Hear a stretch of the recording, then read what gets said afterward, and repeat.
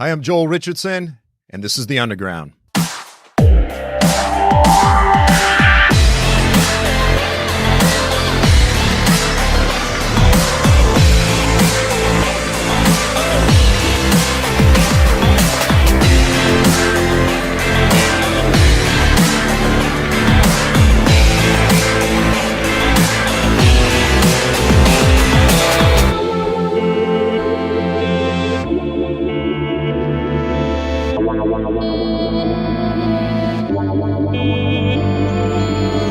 Welcome to this week's episode of The Underground, a program that explores the testimony of the biblical prophets, the gospel of Jesus Christ, current events, and how all of these things relate to you and me.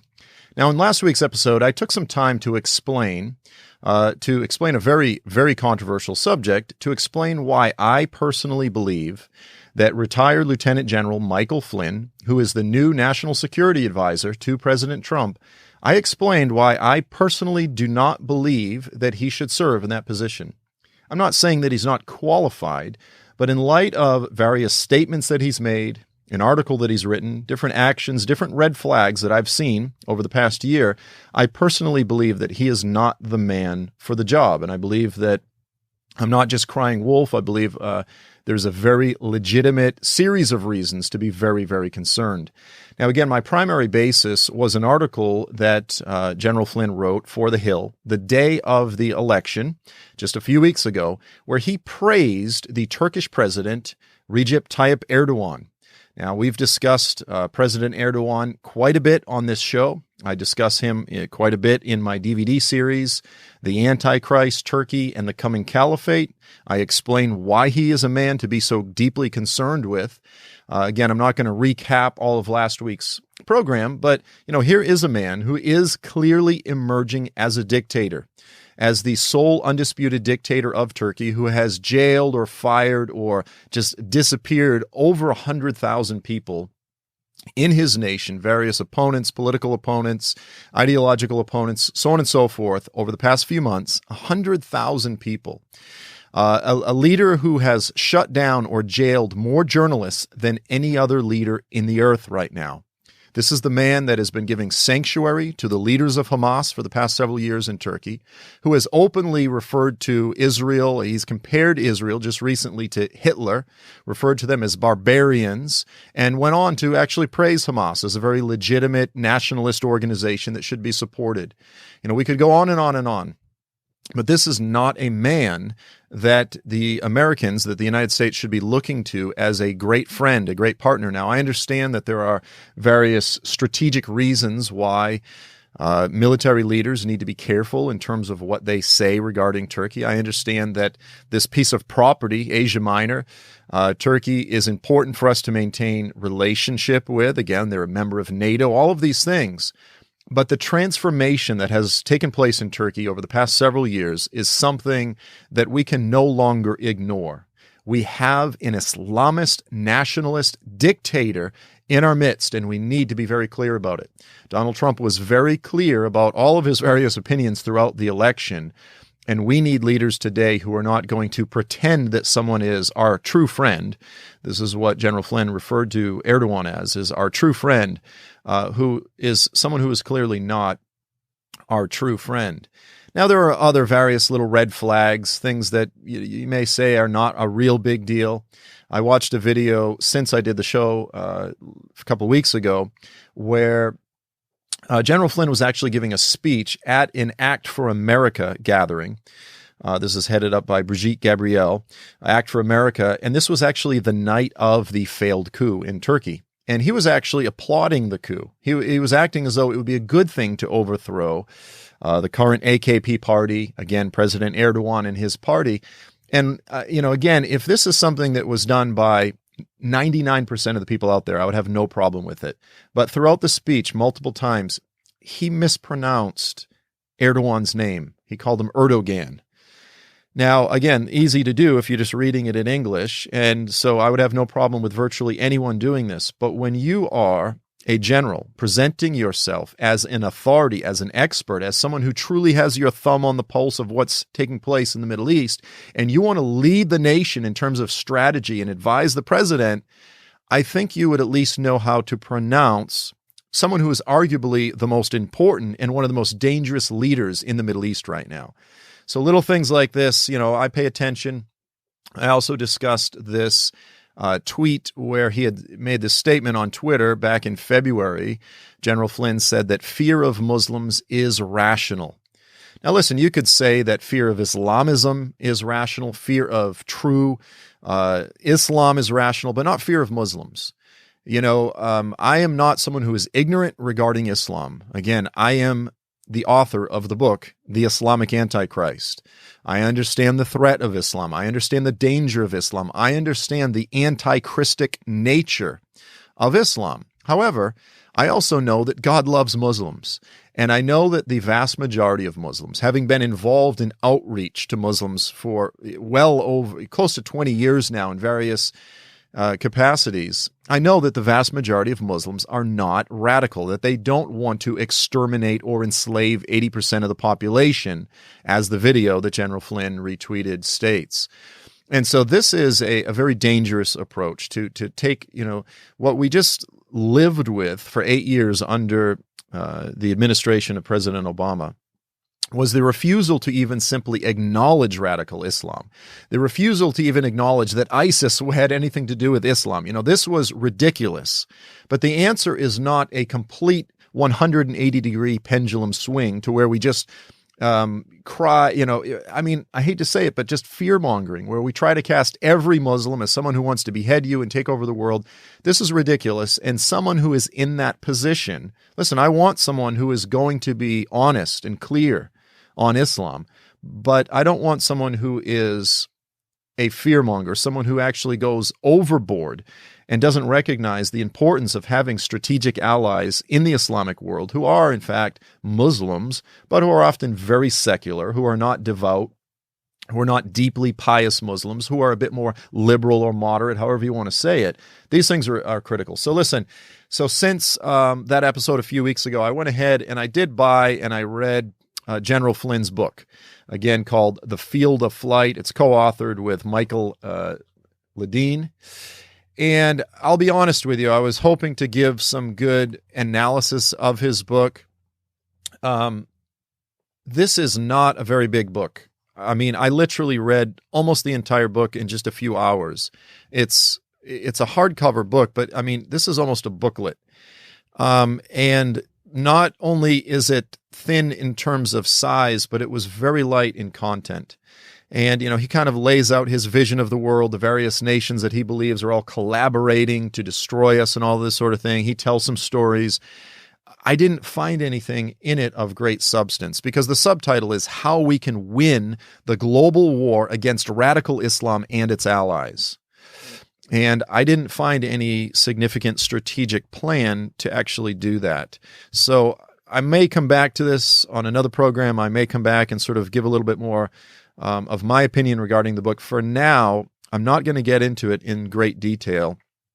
In this episode, I actually want to take a little bit of time just to lay out my personal opinion in terms of how the conflict with global radical Islam should be approached.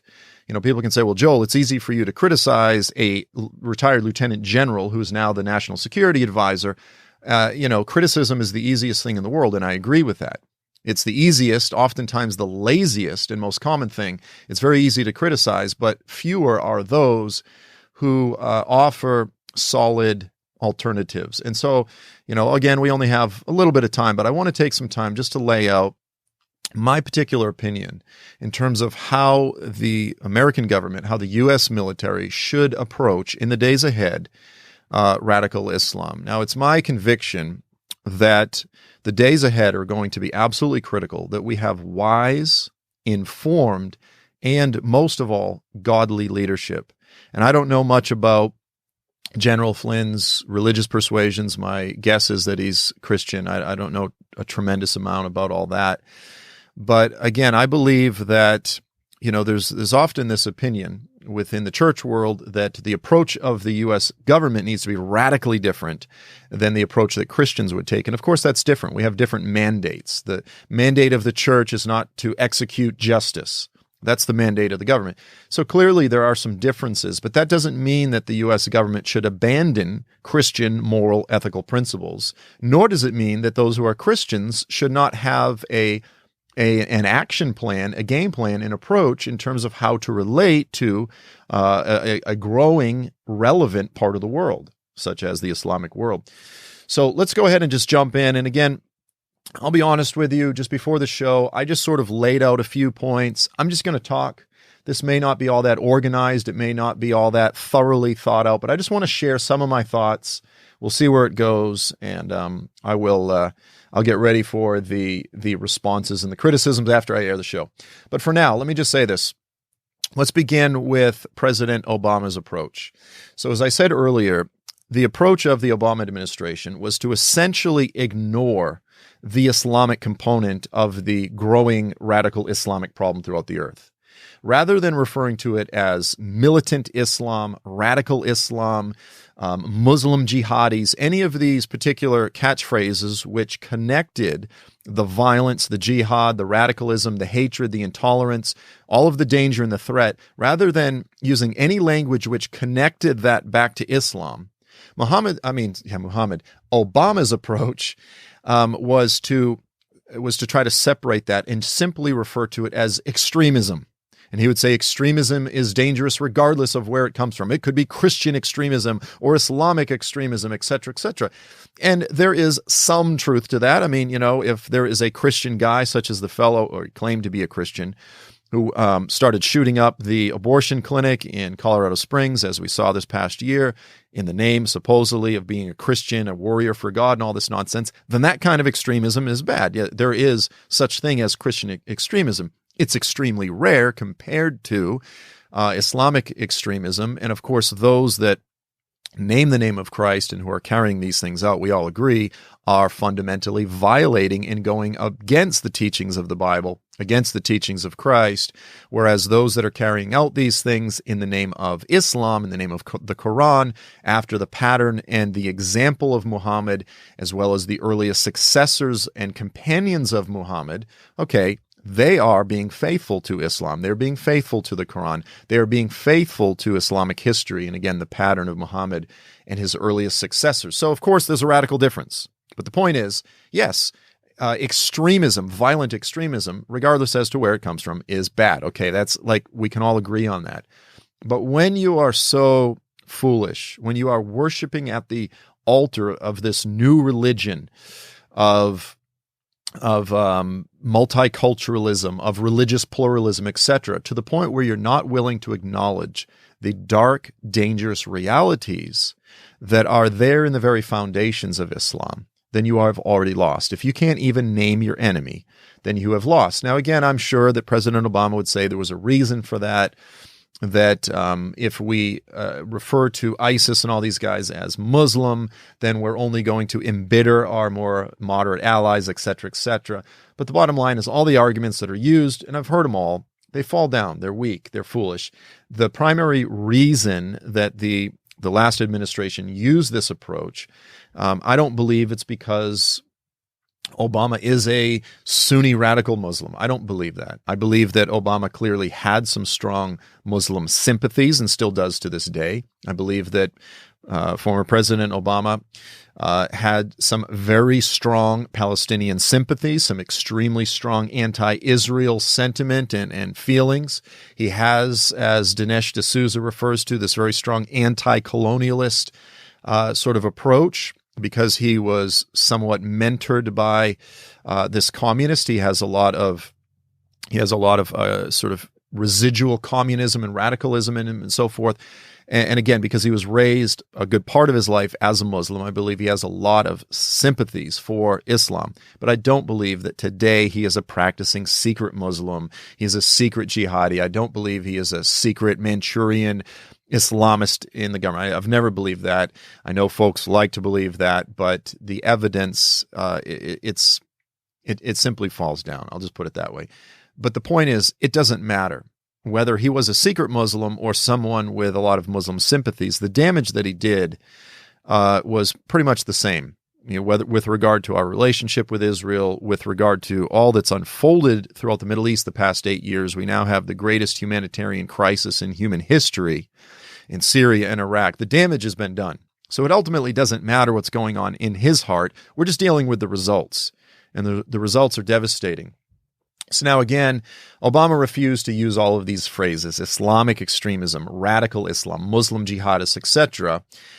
Instead, his effort was a very deliberate shift in American foreign policy. And I've talked about this before. But essentially what he was attempting to do was to shift away from our previous approach, was to look out at the Middle East, look at these various autocrats, these third-rate Islamic dictators. I'm talking Hosni Mubarak, Gaddafi, Muammar Gaddafi, Bashar al-Assad, or of course Saddam Hussein. Of course, his fall took place under George W. Bush, under his administration. But there was this deliberate shift, a very marked shift, when Obama came into office, to no longer deal with these dictators. And because his argument was, listen, they haven't been elected through legitimate democracy. How can we proclaim the virtues of democracy throughout the world if we ourselves are not promoting it abroad? How can we claim to have an ethical upper hand if we are supporting guys who are often fairly brutal dictators who, keep their thumb down or their foot on the neck of many of their citizens, et cetera, et cetera? This is at least the argument.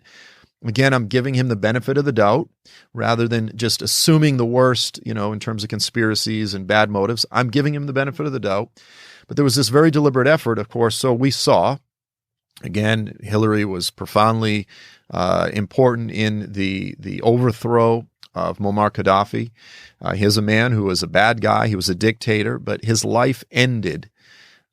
He was murdered in the streets. He was literally raped with the barrel of a rifle. Now, I'm sorry for being so graphic here, but this was the work of Hillary Clinton and Barack Obama. Everybody would like to say, well, when the Democrats come in, it's much more dovish. The Republicans, the GOP, they're the hawks. Listen, what happened in Libya with the lives lost, much of the country now controlled, big sections of the country controlled by ISIS. This was a nightmare mistake. So not only Muammar Gaddafi, of course, we saw the fall of Hosni Mubarak. Most of my friends in Egypt, they don't believe that Mohammed Morsi in the Muslim Brotherhood was legitimately elected after the first Egyptian revolution. They don't believe that that was legitimate. They believe that was the hand of the Obama administration. And this is widely believed throughout Egypt, that the election was a sham, that Obama specifically wanted to see Mubarak overthrown. He wanted to see, rather than these dictators, these groups that he believed, or at least claimed to believe, are much more moderate Islamist organizations that we can deal with. Thus, we had the Muslim Brotherhood. Now, what was the problem with this whole approach? Well, the problem is that President Obama was profoundly ignorant. People say, don't say it was a mistake, Joel. I know Rush Limbaugh has been saying this for years. Don't think Obama is stupid. Don't think he's not doing this on purpose. Of course it's deliberate. Of course it's on purpose, et cetera, et cetera. I genuinely believe that he thought the Muslim Brotherhood would be an organization that we could deal with, that we could relate to, that they would be moderate enough that we could enter into a relationship with them, okay? If it was deliberate, if he knew, if he's a secret Muslim Brotherhood operative, et cetera, and that's not entirely out of the question, but I personally don't believe it, then his plan worked. But if it was done out of ignorance, then it was a huge, colossal mistake because, of course, as we saw in Egypt, the Muslim Brotherhood is a good friend of Hamas. Hamas is simply the Palestinian branch of the Muslim Brotherhood. And they were killing people. They were killing opponents in the streets. They were killing secularists. It was a nightmare for Christians. The persecution of Christians went through the roof. It was a nightmare. And so 1 year later, the Egyptians overthrew the Muslim Brotherhood. They rioted. They protested in the streets, including, by the way, Muslims, including millions of Muslims. You had roughly 30 million people in the streets in Cairo, all across Egypt. And again, there's only maximum of about 15 million Christians in the country. So you're dealing with tens of millions of Muslims. secular, more moderate Muslims that were in the streets rioting, protesting, get the Muslim Brotherhood out of here. They wanted Mubarak II. They wanted Mubarak 2.0, and that's exactly what we got with Sisi. Again, a Muslim, but a more of a dictator kind of guy. I mean, he's harsh on human rights. He's harsh on some of these more Islamist-oriented folks in the country, but he's someone that we can work with. He understands the danger of radical Islam. He understands the danger of the Salafis, of the Saudi Arabian Wahhabi brand of Islam that's spreading all over the world. You know, ISIS, Al-Qaeda, these guys are all influenced by Saudi Arabian, Wahhabi, Salafi Islam. And so you have Muslims that understand the danger of it. You have folks like President Abdullah in Jordan. Of course, he understands the danger of it, as Joel Rosenberg refers to him as the warrior king. You know, he is an ally that America can work with.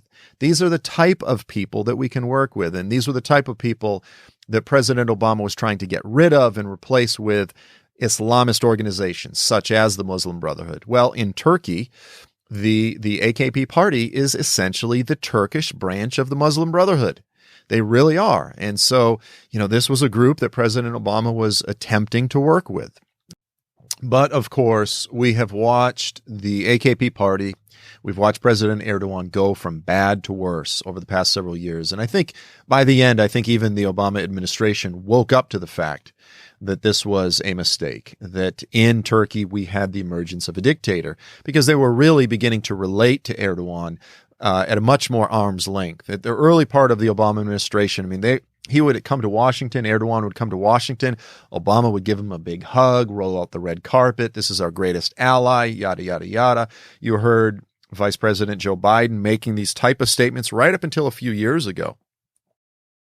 For this week's episode, we are offering The Antichrist, Turkey, and the Coming Caliphate DVD. This 5-session teaching DVD features my newest teaching covering all of the latest events unfolding in the nation of Turkey, the history and theology which explains why Turkey is so critical within biblical prophecy, and what to watch for next. This newest teaching DVD is only $25. Or, for a bundle discount, you can get a signed copy of my book, Mideast Beast, The Scriptural Case for an Islamic Antichrist, along with The Antichrist, Turkey, and the Coming Caliphate DVD, as well as the Antichrist Debate DVD, featuring a historical debate between Dr. Thomas Ice of the Pre-Tribulational Research Institute and myself, nearly 3 hours long. That's the Mideast Beast book, the Antichrist, Turkey, and the Coming Caliphate DVD, and the debate between Dr. Tommy Ice and myself for only $50. To order any of these special offers, go to joelstrumpet.com and click on the store. When you order any of these products, you help support this ministry. Okay, so this was the Obama approach. What is the approach that I personally think is a better approach? Well, first of all, I believe that we need to recognize the fact that the conflict that is unfolding right now across the globe between the Western world, between Europe, the United States, again, the whole Western world and Islam, in many ways, it is an ideological clash. It's a religious clash. It's a political clash. It's all of these things. But let's just call it, in a very larger sense, an ideological clash. Now, as I've said multiple times, the majority of the Muslims in the earth are much more moderate, a bit more secular, less devout. Most Muslims don't know the Quran. You know, people watching this go, well, how can you say there's such thing as moderate Muslims? There's no such thing as moderate Muslims. People that say this are ignorant. They don't know Muslims. Most people who say these things don't know a single Muslim. Listen, the Quran is written, they believe it was inspired in Arabic. And so many, many Muslims across the earth, the only language they memorize or study the Quran in is in Arabic. The majority of Muslims throughout the earth don't speak Arabic. And so I'll just say that Muslims tend to be far more ignorant of the Quran, of their own religion, oftentimes, than many Christians. And that's saying a lot. So listen, you have people that they call themselves atheists, but they still call themselves Muslims because they were raised Muslims. They grew up in a Muslim country. They identify culturally as Muslims. But religiously, they may say that, in terms of their belief in God, they might be atheists. So we need to understand that the term Muslim, it includes a lot of different people. I mean, listen, a Southern Holiness Pentecostal church in Alabama is going to be drastically different than a Reformed Baptist church in Minneapolis. Or, a Pentecostal church in Boston is going to be much different than a Bible church in Oklahoma City. There's many different types of Christians. There are many different kinds of Muslims. Muslims are as different as people are different. We need to recognize this. So, that said, the battle ahead is a battle for the hearts of the moderates. If we don't win the hearts of the moderates and they go over to becoming more radical, they become radicalized, then we have lost. Now, it's a very common phrase within military circles. Again, I've heard Rush Limbaugh say this multiple times over the years. He'll say, the purpose of the military is to break things and kill people. And they go, anything beyond that is ridiculous. We're not called to be a humanitarian organization. The American military is not called to be the helping hands of the earth and all these sort of things. Now, listen, I think that's nonsense. Now, I know ultimately the purpose of the military is to kill people and break things, at least historically. But the bottom line is, you just look at ISIS. Look at ISIS over the past few years. This was one of the most successful recruiting campaigns ever. They recruited like 35,000 kids from all over the earth. How did they do that? They used, again, the recruiting tools of Islam. They appealed to those who are a bit more devout. They appealed to the Islamic prophecies. They used social media. They used Twitter. They used Facebook. They used Snapchat. They used Telegram. They used all of these different forms of social media, and they made jihadism look cool. They won the hearts of these kids. They had some of the most amazing film crews working for ISIS. And this was brutal, but they're putting out videos on a regular basis of their slaughters, of their massacres, of beheading people, of lighting people on fire, of drowning people with cameras. Listen, you look at the cameras that I have right now. The cameras that I use to record this show, I use Blackmagic. They're called Blackmagic Production Cinema cameras. I bought them all used. The one that I'm looking at right now, I bought for $1,100. It usually sells for closer to $3,000. The cameras that some of these ISIS guys were using, you're talking $50,000, $100,000 cameras.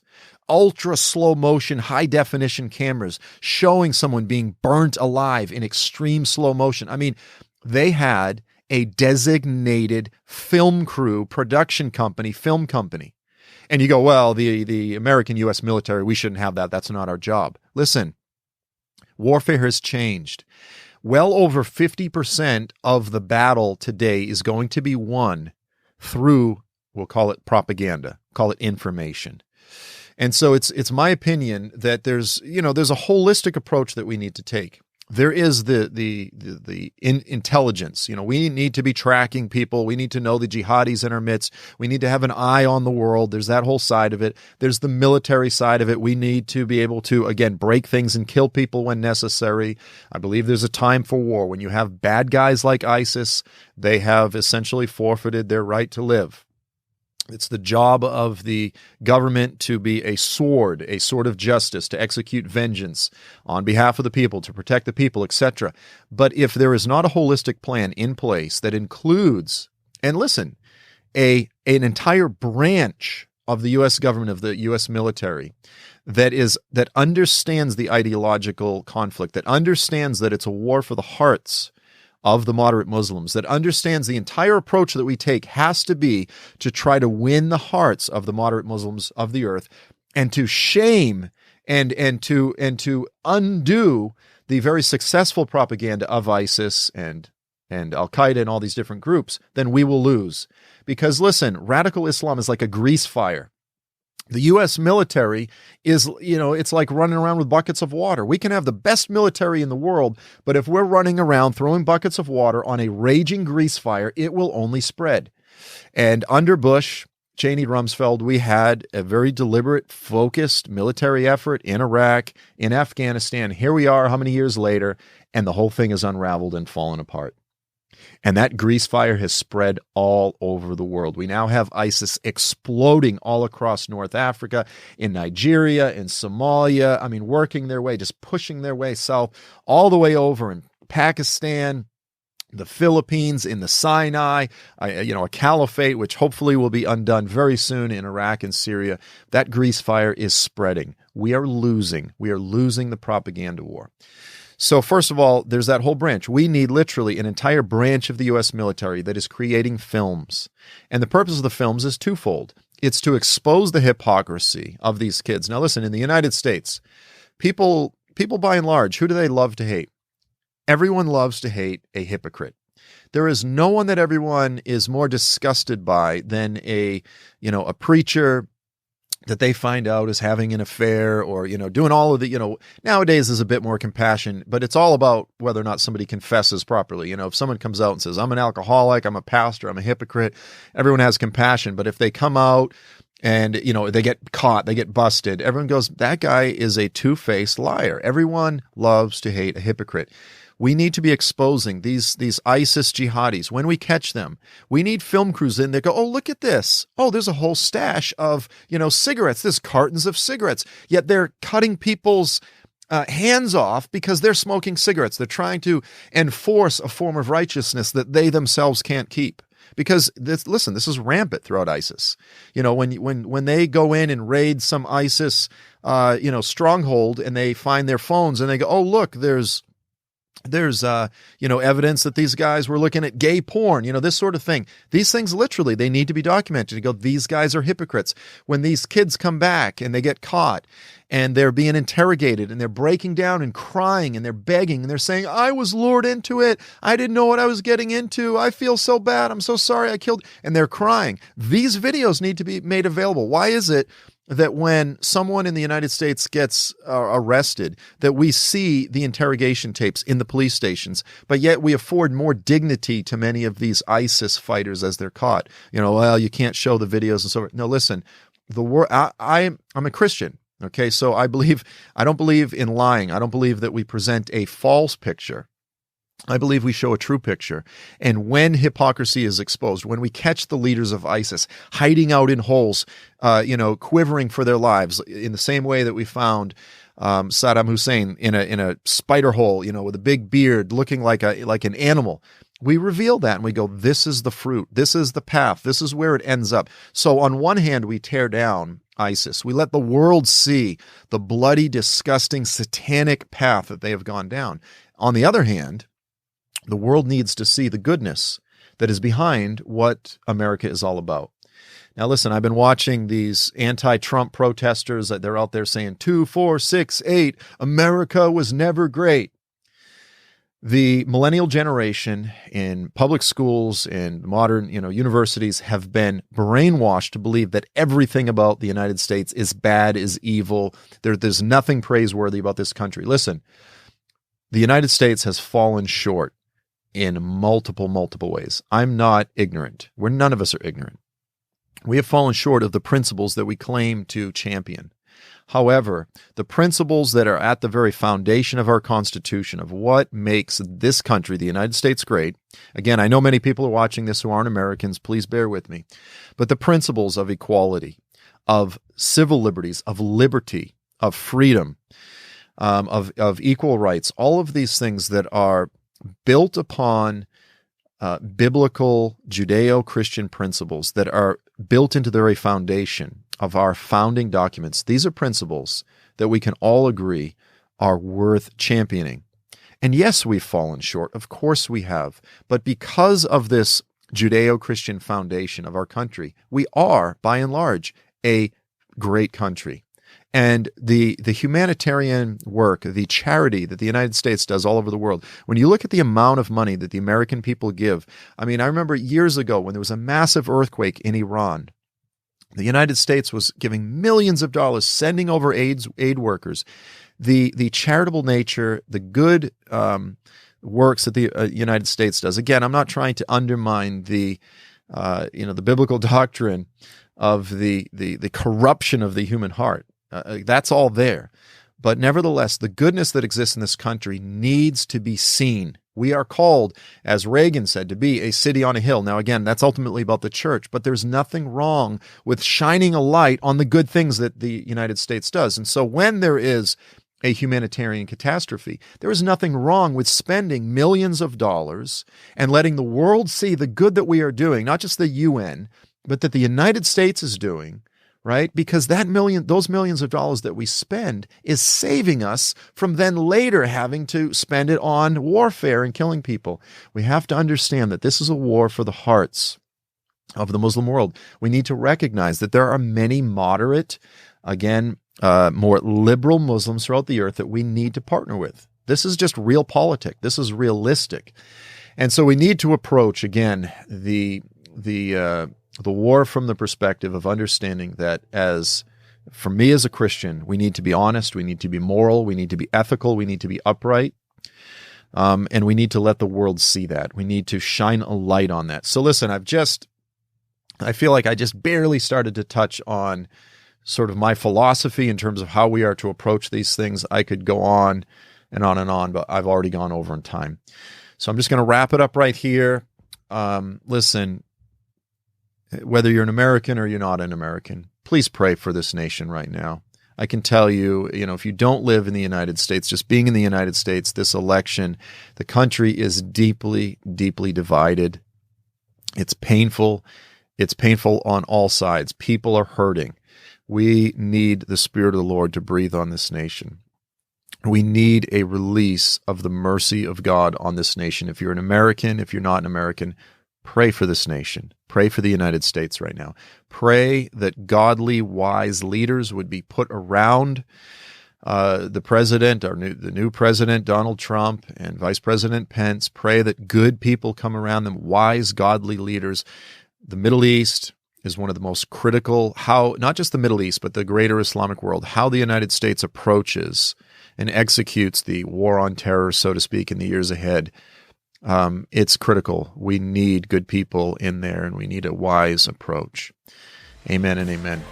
So listen, friends, as I've said, this is all the time that we have for this week. I look forward to seeing you all next week. Until then, I'm Joel Richardson, and this is The Underground.